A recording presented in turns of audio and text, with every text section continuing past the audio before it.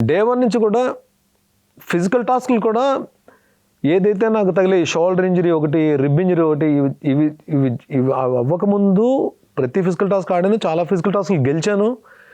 Rib injury అయిన తర్వాత కూడా ఫిజికల్ టాస్క్లు కొన్ని గెలిచాను. ఎక్కడ అయితే నేను గివప్ చేయలేదు. ఈ రిబ్ ఇంజరీ అయిన టాస్క్ అయితే మాత్రం మీరు చూడండి, ఎప్పుడైనా మీకు టైం దొరికితే చూసాను. ఈవెన్ పూల్లో పడి దెబ్బ తగిలిన తర్వాత కూడా డెమాన్ నేను లాక్ చేశాను. డెమాన్ పవర్ని లాక్ చేసి ఆ టాస్క్ నేను సేవ్ చేశాను.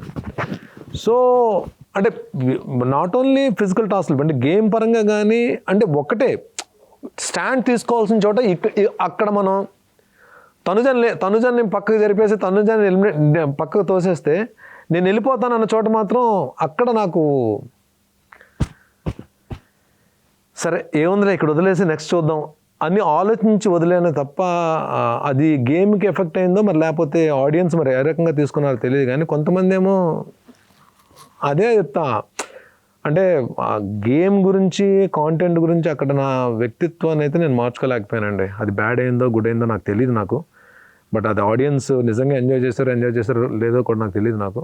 బట్ బయటకు వచ్చిన తర్వాత నాకు తెలిసింది ఏంటంటే చాలామంది అమ్మాయిలు అన్న అని పిలుస్తుంటే నాకు చాలా హ్యాపీ అనిపించింది.